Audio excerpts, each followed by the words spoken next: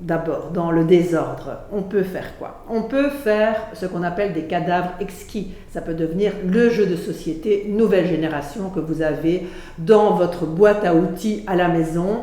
Vous recevez des amis, vous voulez changer un petit peu vos habitudes, vous aimeriez bien de connaître les nouveaux arrivants ou de mieux connaître vos amis. C'est vraiment une méthode qui est vraiment plutôt le développement personnel, mais quand même, je veux dire, qui peut rester très ludique.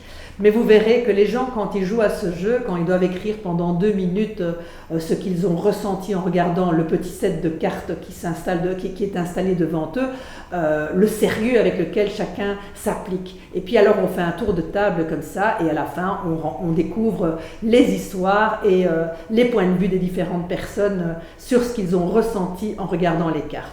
Évidemment, comme le temps est très très court pour pouvoir écrire les histoires, ils sont obligés de lâcher le mental. Ça, c'est ipso facto. Ça, c'est pour la partie ludique, si vous voulez, et qui ne concerne finalement que les gens qui adorent les tarots, les jeux de société en général.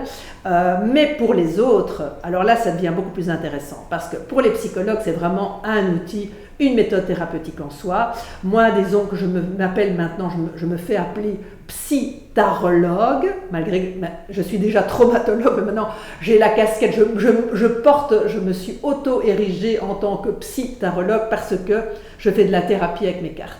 Donc ce jeu m'apprend tous les jours une nouvelle histoire. Voilà, donc ça c'est assez fou, mais il est vraiment un outil indispensable pour tout tarologue qui s'intéresse à la spiritualité ou pour aller un petit peu plus loin quelquefois face à un patient qui ne sait pas parler mais qui sait communiquer, en tout cas qui sait tirer une carte et puis après qui doit s'exprimer par rapport à cette carte, à son choix de carte ou aux émotions éventuellement qui ressortent à simplement l'évocation de ce qu'il lit, par exemple le jugement, qu'est-ce que ça veut dire pour lui? Pour lui, c'est peut-être toute une histoire de famille. Bref, c'est peut-être extraordinaire d'avoir cet objet, cet outil très très très puissant dans son cabinet de thérapeute. Ça, c'est une chose.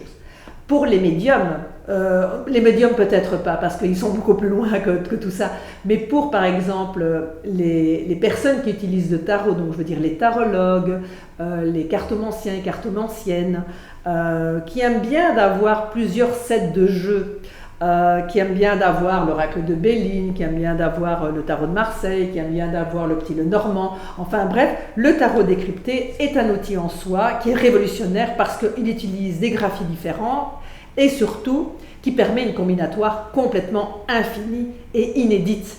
Et ça permet de traverser des couches et des couches d'inconscient parce que face à une question, il peut y avoir pas une, pas deux, mais 3 ou 4 réponses différentes selon les couches d'interprétation dans lesquelles le voyant peut plonger.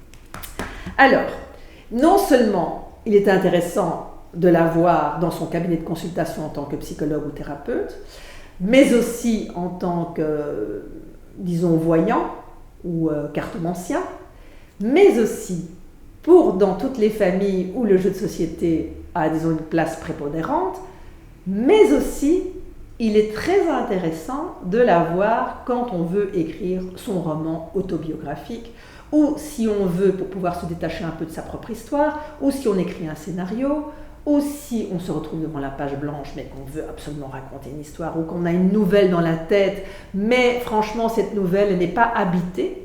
Comment faire pour habiter ces personnages? C'est très simple. On tire une carte de chaque paquet et hop, on regarde ce qu'elles veulent dire, ce qu'on ressent en les regardant. On dit « Ah, ça c'est le rôle d'Alfred, ça c'est le rôle de Julie. » Ça c'est, je vois plutôt, par exemple, imaginez que vous écrivez sur votre père, eh bien, mon père, tiens, je vais lui donner des autres qualités que celles qu'a réellement mon père. Et vous allez voir comment ça va lâcher votre imaginaire.